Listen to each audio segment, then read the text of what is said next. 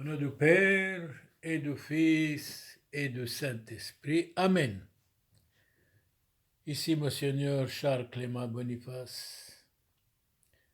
Prie pour vous tous, qui que vous soyez, croyons-nous. Si vous avez des malades, nous prions pour leur guérison. Si vous avez des défunts, nous prions qu'ils soient dans le paradis céleste. Si vous êtes fâché contre quelqu'un, nous prions pour qu'il y ait une réconciliation. Si vous n'êtes pas bien avec vos voisins, réconciliez-vous. Si vous êtes fâché contre votre femme, eh bien, faites la paix avec elle. Et vous, madame, si vous êtes fâché contre votre mari, faites la paix. Soyez un modèle pour les enfants. Et les enfants doivent vous écouter. Aussi, doivent être charitables et bons et croyants. Éduquez-les chrétiennement, civilement, religieusement, sur tous les plans, sur tous les niveaux. Aujourd'hui, nous allons parler de la science. Mais la science sans conscience, c'est la ruine de l'âme. Si vous gagnez le monde entier, si vous perdez votre âme, vous n'avez rien gagné. Qu'il y ait la paix entre vous et tout le monde. Une journée de paix, ça vous vaut les guerres du monde entier. Nous devons être, nous tous, des hommes charitables, des hommes et des femmes modèles pour modeler les autres, de ne pas être fâchés, de ne pas attaquer les autres, de ne pas insulter les autres. Nous devons être modèles pour les autres, pour modeler, nous fût-ce quelques-uns. Merci pour votre gentillesse et pour votre compréhension. En regardant la science, qu'est-ce que c'est finalement la science? Dans le grand dictionnaire dit la science,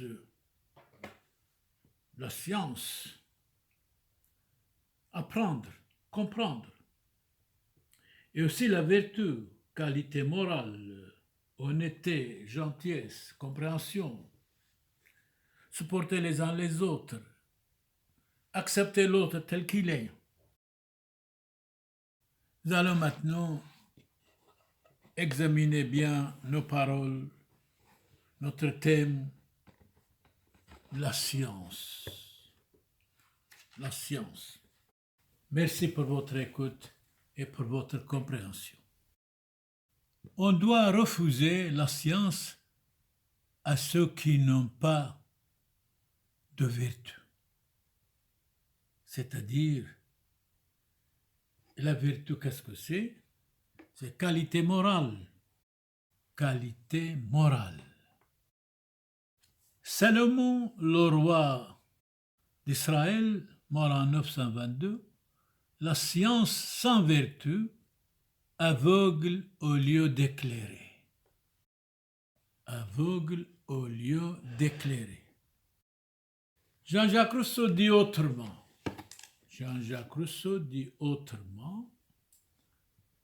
L'objet de la science est de connaître la vérité. Dans l'Évangile, Jésus a dit « Je suis le chemin, la vie et la vérité. Personne ne peut aller à Dieu sans passer par moi. » Souvent la vérité est lente, mais le mensonge est pressé. Donc l'objet de la science est de connaître la vérité. Son occupation de la rechercher et de chercher la vérité, de trouver la vérité et d'être lié avec la vérité, de dire toujours la vérité. Méfions-nous du mensonge. Cherchez votre vrai, frappez, on vous ouvrira, demandez, vous recevrez. Si vous demandez quelque chose, en mon nom, Jésus dit, vous allez recevoir. Mais pas à la manière que vous désirez. Demander ce qui est raisonnable.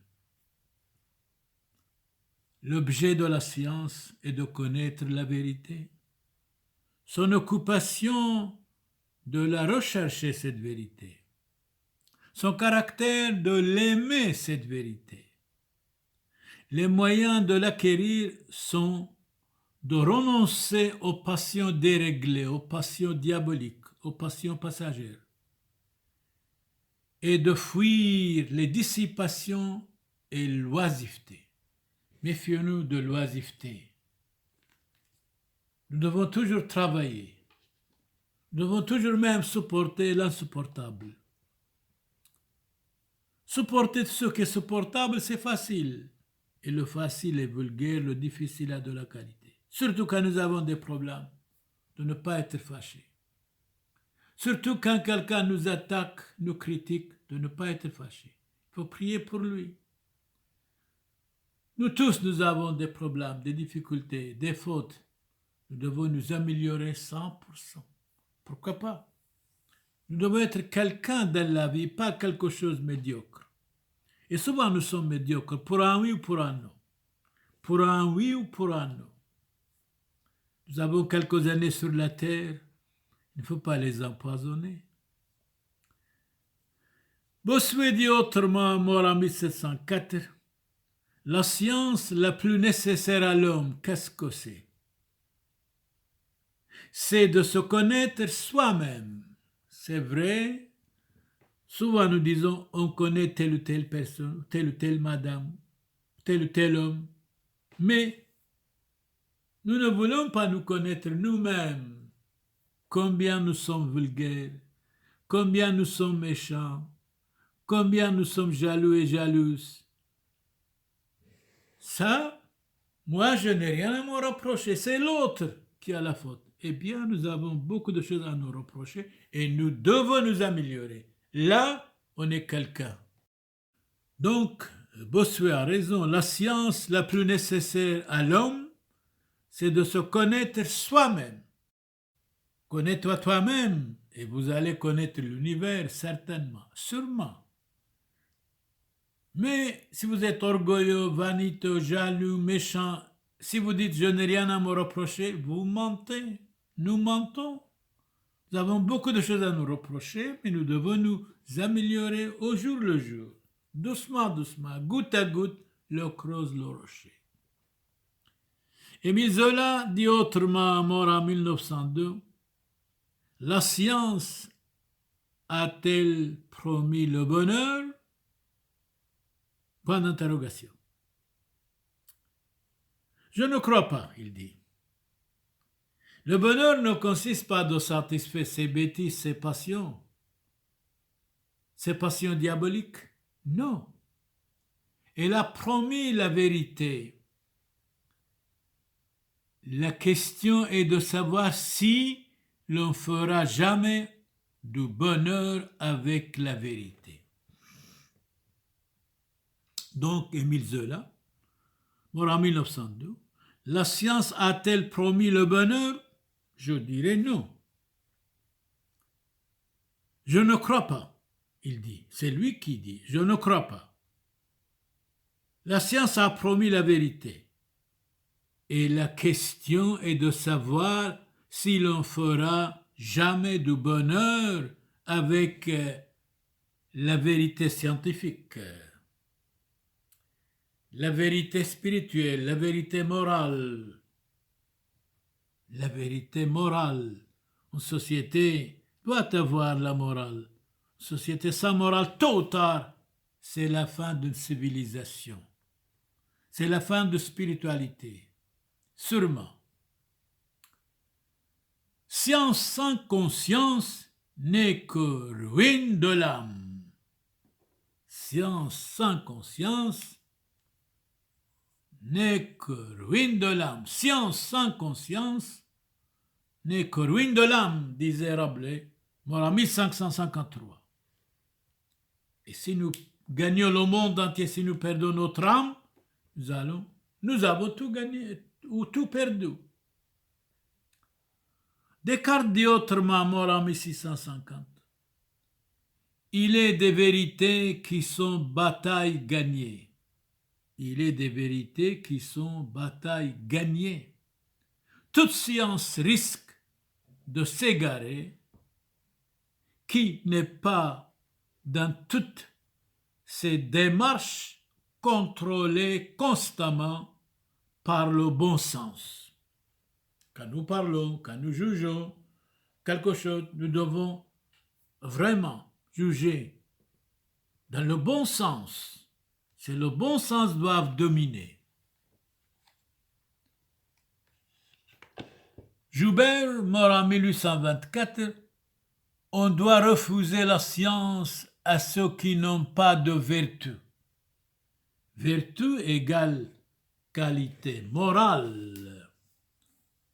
Vertu, synonyme conscience, devoir, dignité, disposition, perfection, sagesse, sainteté, austérité, bonté, continence, droiture, honnêteté, loyauté, qualité morale. C'est ça la vertu. La vertu. Ménandre, mort en 292 avant Jésus-Christ, il n'est point d'arme plus puissante que la vertu. Magnifique, magnifique, magnifique. Et Ménandre ajoute, mieux vaut se taire que parler pour ne rien dire. Parler, dire n'importe quoi, ce n'est pas nécessaire de parler. Et la conscience est la voix de Dieu, certainement. La conscience de l'homme est la voix de Dieu. Nous devons avoir de bonnes consciences. L'homme dit, le repentir est un jugement que l'on porte sur soi-même. Mais attention, la nuit porte conseil. Avant de parler, bien réfléchir, bien penser. Il ne faut pas dire n'importe quoi. Donc, Ménandre dit, il n'est point d'arme plus puissante que la vertu, qualité morale. Jean-Jacques Rousseau dit autrement, il n'y a point de bonheur sans courage. Nous devons avoir le courage, être courageux et courageuse, ni de vertu sans combat.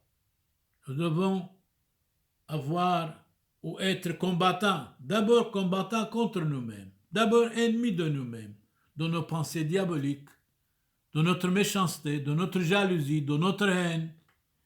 C'est ça, nous devons être ennemis de nous-mêmes. La vertu est la santé de l'âme, qualité morale, bien sûr. Horace dit autrement, fuir le vice est le commencement de la vertu.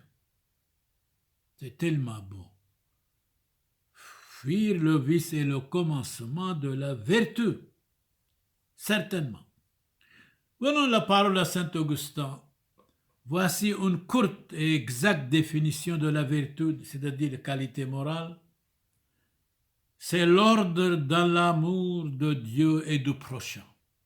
Aime Dieu, aime ton prochain comme toi-même.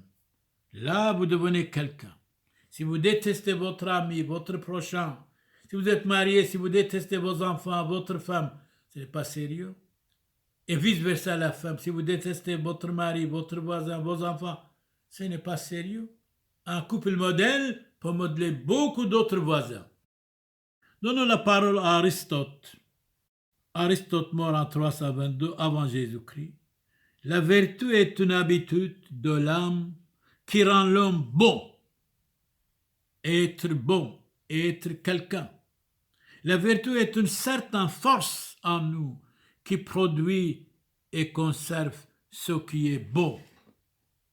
Aristote a raison, certainement, sûrement, bien sûr.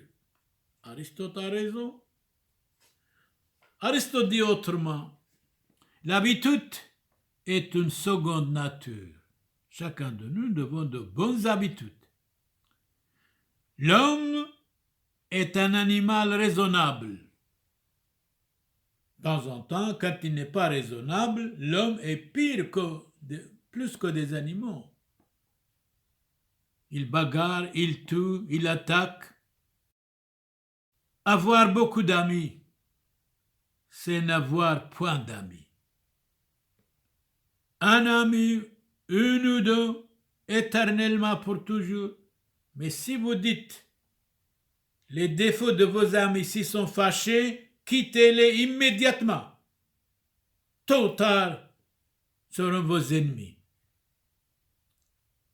L'amitié est une âme, normalement doit être dans deux corps. Oh mes amis, malheureusement il n'y a pas de vrais amis. Un vrai ami doit être jusqu'à la mort ou rien du tout. Même si vous attaquez, même si vous dites ses 4 défauts, ses fautes, ses manquements, doit être content, va vous remercier même. Il faut penser selon les sages. Il faut agir selon les lois. Et Aristote ajoute, mais malheureusement, une hirondelle ne fait pas le printemps. Une hirondelle ne fait pas le printemps. C'est-à-dire, un jour vous êtes bien, vous êtes gentil, mais il faut toujours être beau, il faut toujours être gentil, il faut toujours être raisonnable, il faut toujours être bien. Oui, Platon dit autrement, Platon est mort 347 avant Jésus-Christ. Donnez tout à l'homme, excepté la morale et la vertu, vous n'aurez rien fait pour son bonheur. Moi, j'ai bien répété ça. Platon, philosophe grec, mort en 347 avant Jésus-Christ, donnez tout à l'homme, la jeunesse, la femme, donnez tout à l'homme excepté la morale et la vertu. Si vous ne donnez pas la morale et la vertu, vous n'aurez rien fait pour son bonheur. Mais le bonheur ne consiste pas de satisfaire ses passions, ses bêtises, c'est de les vaincre. De les vaincre. Saint Basile dit autrement, avance en vertu, en qualité morale, afin d'approcher de l'ange. C'est tellement bon. Nous devons être, de temps en temps, comme des anges, moralement, religieusement, civilement, spirituellement. Ouais. Dans la Bible, Isaïe chapitre 11, verset 9, la science de Dieu remplit toute la terre, comme les eaux couvrent la mer. La science de Dieu remplit toute la terre, comme les eaux couvrent la mer.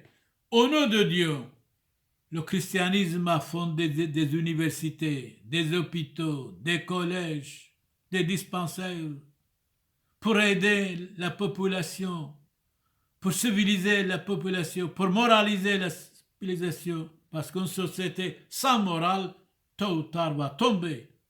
Une société, quand il oublie son passé, les biens du passé, elle n'a pas d'avenir.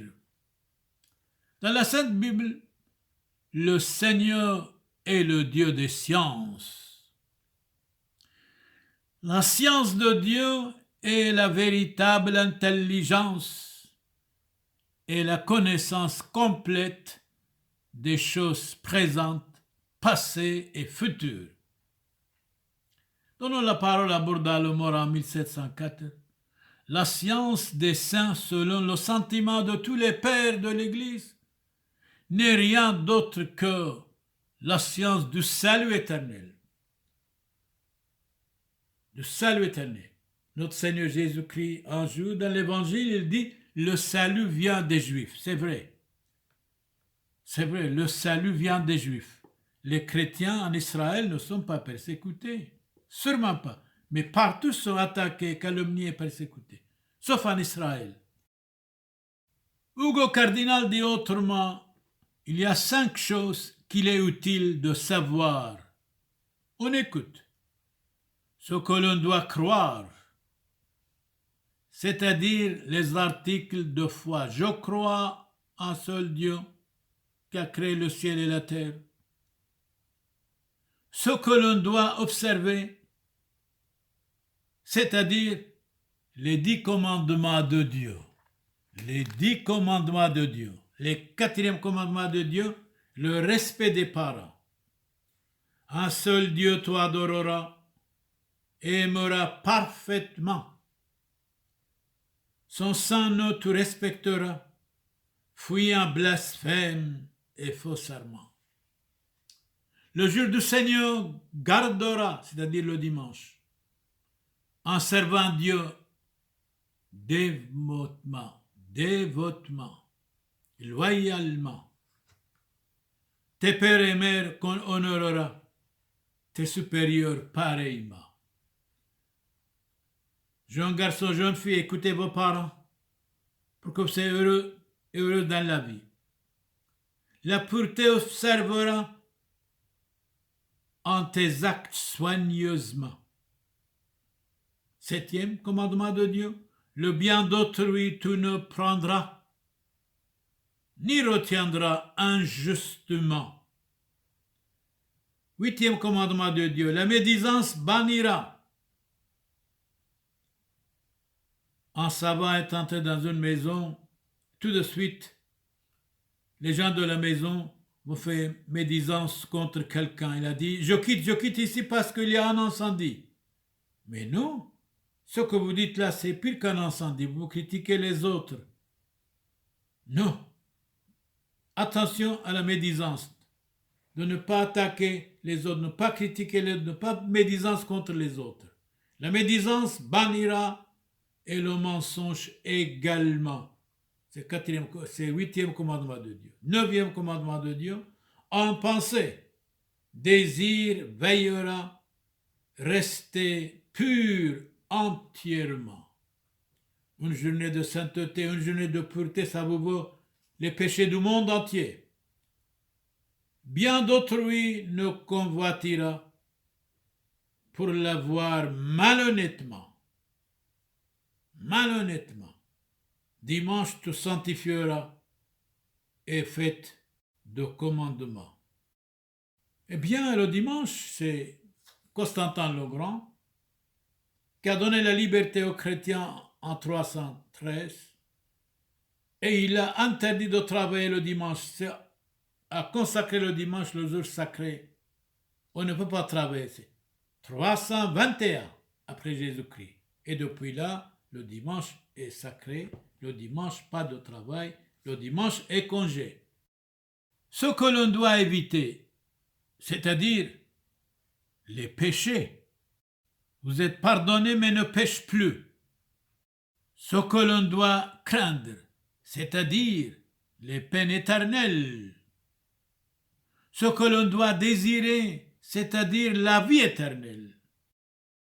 Donnons la parole à Saint Grégoire le Grand, mort en 604.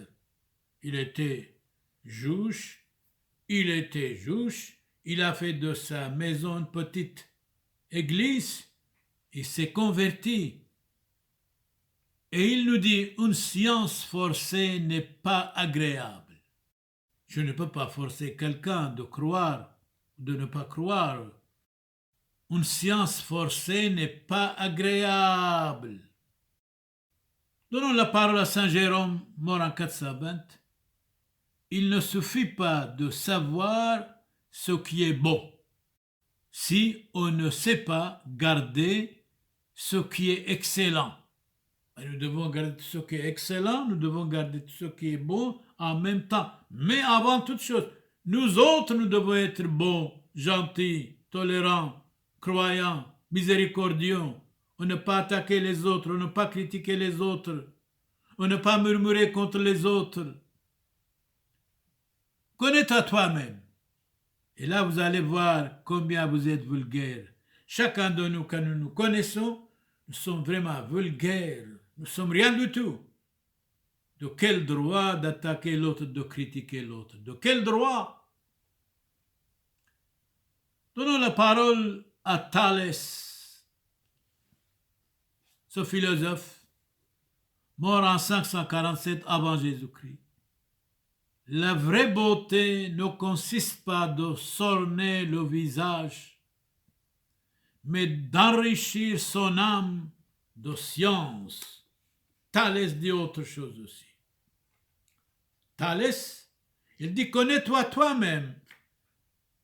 Vous ne connaissez pas vous-même et vous voulez connaître les autres. Vous dites, je connais tous les hommes. D'abord, connais-toi toi-même. Vous allez comprendre combien vous êtes méchant, combien vous êtes jaloux, combien vous êtes vulgaire, combien vous êtes misérable, combien vous êtes orgueilleux, combien vous êtes vaniteux, combien vous êtes ridicule. Connais-toi toi-même avant de critiquer les autres. Oui. Curieux, colérique, méchant, c'est vous. Et vous critiquez les autres. Thalès nous dit, connais-toi toi-même d'abord. Alors là, vous allez être étonné. La méchanceté qu'il y a entre vous, qu'il y a dans vous, la haine qu'il y a dans votre cœur, vous allez être stupéfait, étonné. Et vous connaissez, vous attaquez les autres? Arrêtez, s'il vous plaît. Arrêtez, examinez vous-même. Je crois que c'est valable pour chacun de nous. Nous sommes méchants, curieux, colériques, jaloux, orgueilleux, vaniteux. Et nous disons, on sait tout, c'est l'autre qui est méchant. Nous sommes méchants. Nous devons nous améliorer. Après les autres, quand ils nous voient, ils seront bien certainement. Sûrement. La chose la plus difficile au monde, c'est de connaître soi-même. C'est vrai. Vous me dites connais-toi toi-même, mais de temps en temps, c'est difficile. Mais le difficile a de la qualité, c'est le facile qui nous démolit. C'est le facile qui est vulgaire, soit pour la jeunesse, soit pour les couples, soit pour nous tous. Et Thalès ajoute, la meilleure forme d'un État est celle où il n'y a ni pauvre ni riche. Ça convient à tout le monde, je crois. La meilleure forme d'un État est celle où il n'y a ni pauvre ni riche. C'est vraiment l'équilibre. C'est tellement bon. Eh bien, l'amitié, il parle aussi, bien sûr. Il faut toujours avoir les mêmes égards pour ses amis, qu'ils soient présents ou absents, pauvres et riches. Donc c'est Thalès qui nous conseille. Thalès, philosophe grec, est mort en 547 avant Jésus-Christ. Merci Thalès, nous allons nous connaître nous-mêmes, combien nous sommes vulgaires, combien nous sommes vaniteux, combien nous sommes méchants, combien nous sommes jaloux et jalouses. Et alors, nous critiquons les autres. Taisons-nous, s'il vous plaît, corrigeons-nous d'abord, et après tout petit peu corrigeons les autres. Eh bien, Thalès a raison. Thomas à Campi, mort en 471 d'origine hollandaise, la science n'a pas d'autre ennemi que l'homme ignorant. Nous sommes tous des ignorants, vous savez. On ne connaît pas grand-chose, on ne sait pas grand-chose. La science n'a pas d'autre ennemi que l'homme ignorant. L'ignorance, c'est une maladie. Corrigeons-nous, étudions, apprenons quelques sciences. Mais la science sans conscience, c'est la ruine de l'âme. Et si vous gagnez le monde entier, si vous perdez votre âme, vous avez tout perdu. De nouveau, parole d'Aristote. Aristote, philosophe grec, mort en 322 avant Jésus-Christ. Le savoir diffère de l'ignorance comme la vie de la mort. Malheureusement, la mort égalise toutes les conditions humaines. L'être humain est mortel. Alors, mortel, convertissez-vous. Mortel, changez votre vie pour le bien.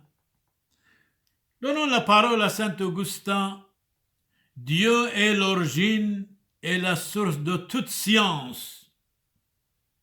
Je suis d'accord. Notre science comparée à celle de Dieu n'est que l'ignorance. Répétez saint Augustin. Dieu est l'origine et la source de toute science. Notre science comparée à celle de Dieu, c'est que l'ignorance, n'est que l'ignorance. Notre science comparée à celle de Dieu n'est que l'ignorance. Nous sommes tous des ignorants. Nous devons apprendre quelques cultures, quelques poèmes, ou lire quelques livres. Ce que je sais, franchement, moi personnellement, ce que je sais, je ne sais rien, mais je dois apprendre. Et beaucoup d'entre nous ont dit, je sais tout, ils nous disent, nous savons tout, mais non, moi personnellement, je ne sais rien, mais je dois apprendre. Goutte à goutte, et goutte à goutte, l'eau creuse le rocher. Pas à pas, nous devons arriver. Qui que nous soyons, qui que vous soyez, nous vous estimons, soyons bons, apprenez à vous connaître et après connaître vraiment la science. Mais la science sans conscience, c'est la ruine de l'âme. Et si nous perdons notre âme, nous avons tout perdu. Qui que vous soyez, croyez ou non, nous prions pour vous. Si vous avez des malades, prions pour leur guérison. S'il y a des problèmes entre vous, nous prions qu'ils soient solutionnés. Si vous êtes fâché contre quelqu'un, nous demandons, faites la paix. Mari et femme, supportez-vous les uns les autres. Chacun de vous de dire j'ai tort. Et là, la paix arrive. La paix de Dieu, la paix de Christ avec vous tous, qui que vous soyez, croyants ou non. Ici, Monseigneur Charles Clément Boniface, prie pour vous tous.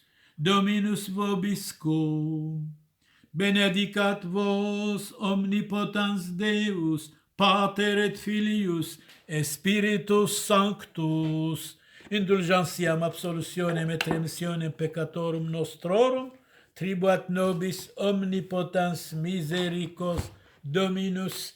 Amen et Amen.